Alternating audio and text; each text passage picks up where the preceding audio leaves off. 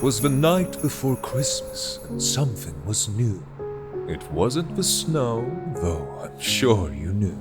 It was a shimmering tale, a journey untold, when a man made of stars had something to behold. For 8 long months, with his pencil in hand, he crafted a scene of a barren wasteland.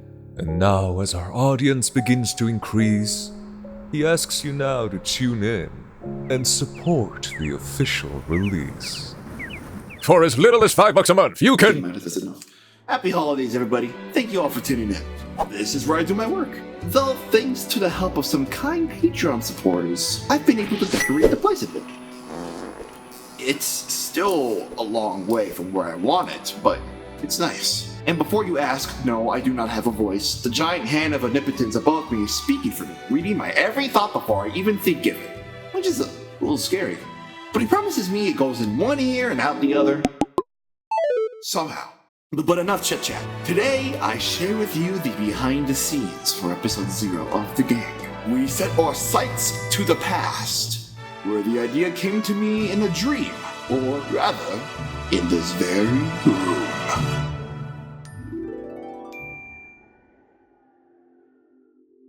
Eight months ago, I released the announcement trailer to the project that you all know as the game. It was released to critical acclaim, at least in comparison to the attention I've received back then. So I knew I had to get right back on schedule. Every good story requires voice talent to breathe life into the characters. And so on that fateful day, a much younger me decided to make a video for that exact purpose. A vision of mixing promotion with episodic flair. And so I went to work. My friends, together, we are FORTNITE. The first thing on the list was to establish basic details. What would be the story? Who would be involved? And how would this story naturally transition into a promotional video? All of these and more had to be questioned. At first, I decided I would base the story on what I've already made. A terrible crash where 4 unfortunate people get stranded in the wasteland with nowhere to go but towards the void. This sounded fairly interesting, and so I went from there to make the script and then the concept art. I think trying to find out which colors to use was a lot of fun. While making these concept thumbnails, I used Mad Max Fury Road as a reference. Season Wrecked is practically screaming at your face with Mad Max references and inspirations, but that never really seems to get acknowledged in the game. So I really wanted to push that with these shots. Especially this one. If you know, you know. And now with newfound direction and confidence in mind, I went ahead and made the character designs and the storyboards for the whole mini episode. We'd like to take a moment to announce that... For those that don't know, storyboarding is making the foundations of your animation. Most, if not every production, uses storyboards to some degree to visualize their direction. Eventually, I finished up the whole storyboard. Great! Now I had to establish proper pacing for the video. I grabbed my finished storyboards and threw them into DaVinci Resolve, the editing software that I use for previs, or just pre-visualization, just getting everything working. I put all the cuts into the timeline and started timing them, imagining them moving in my head. To further emphasize what was happening on screen, I added sound effects, music, notations, and other details to help drive how I wanted everything to be before I started animating. At this point though, I'm sure you're starting to notice that these shots are not what you got in the mini episode. I'll share that to you later, but for now, let's continue to the part that inspired the whole video. I love the concept of found footage in old recordings. I think my love for them stretched back to when I first saw The Incredibles. As a kid, I found that movie to be really amazing. I remember the opening scene of the movie more than any other part. Mr. Incredible's speech felt like a real interview. And as the tiny man I was back then, it felt like I was watching something that really didn't belong to me. That it had history beyond my years. Fast forward into recent times, and things like found footage videos brought it back in a very different context. I really wanted to try to capture that feeling with this segment. So, for 6 long, tiring, draining months, this stupid scene was the only thing I worked on. This animation had no cuts, it was the longest part in the video, stretching at over a minute long, and I just hated working on it. Raven Team Leader was fine, Meowscles was fine, Raider and Brawler were fine, but you. The amount of times I had to redraw your face and your hand and that stupid eye! Oh, poor thing. That's just the curse of having to capture such perfect proportions. I'm singular, and it shows. Though I'll admit, you did a fine job. Wait, really? No, your effort was mediocre at worst and average at best. Look at how you made my face wiggle and move. It should stay firm and consistent. Midas.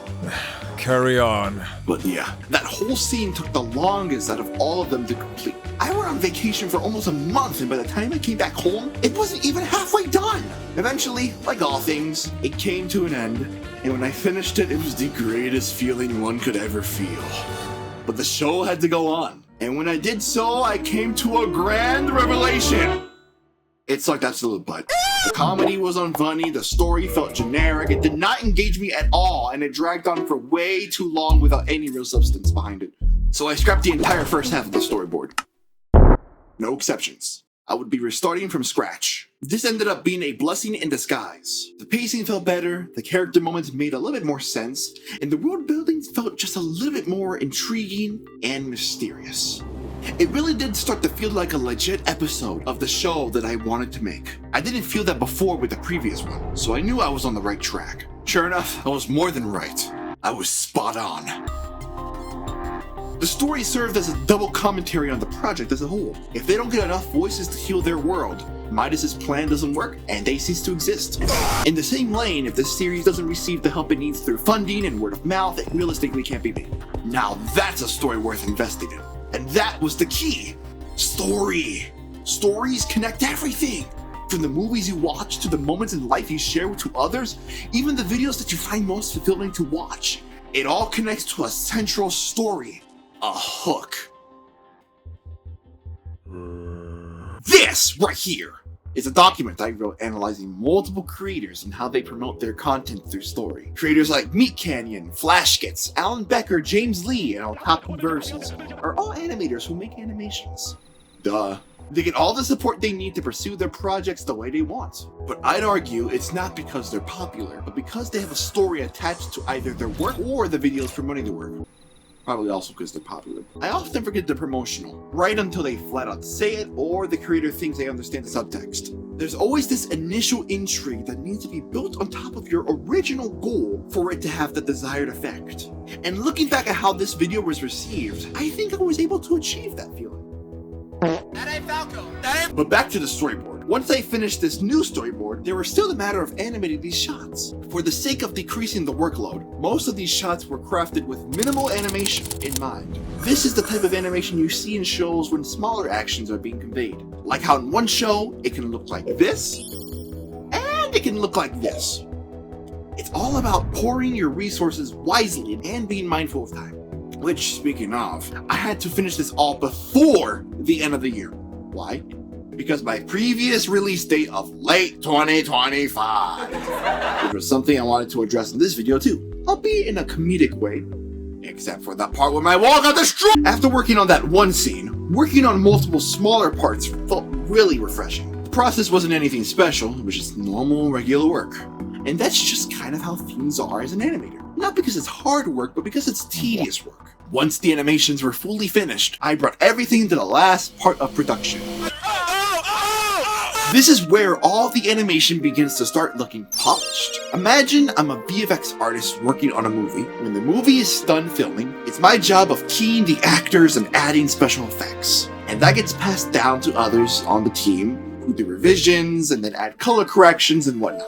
That's basically the process that's happening right here, but with the animations as my footage. Part of that is setting up strong foundations with the art. And then you add those smaller details to just make it look that much better. So that's what I did. I went through all the clips and removed the pixelated lines right here to make the lines look more hand-drawn.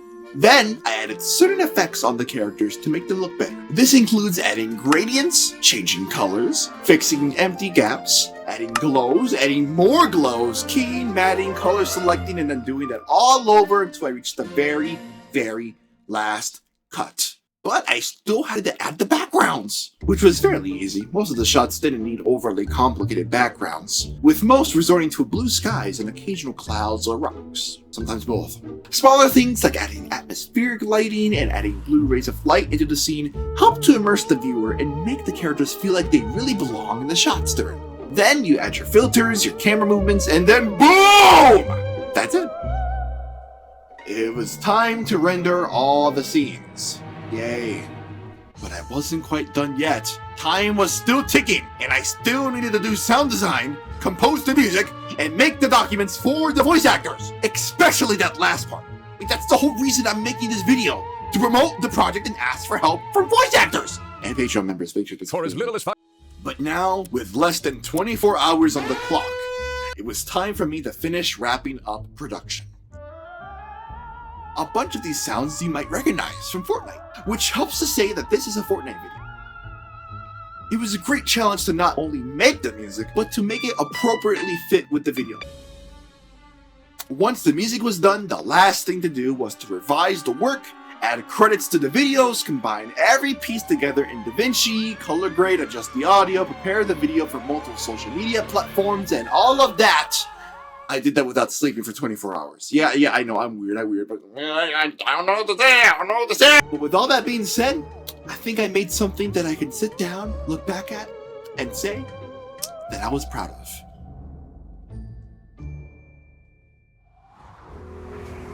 I didn't know such work was possible by one person. It's one thing to build a device by yourself, but it's another thing to imagine an entire world and craft it by your lonesome. There's a hidden beauty to it. But, my fellow viewers, that is all the time we have left. Thank you for joining us on such a special day. Take this time to cherish the small things and give thanks to those around you, because like all things, they come to an end. But to those that are special to you, their memories live on for an eternity.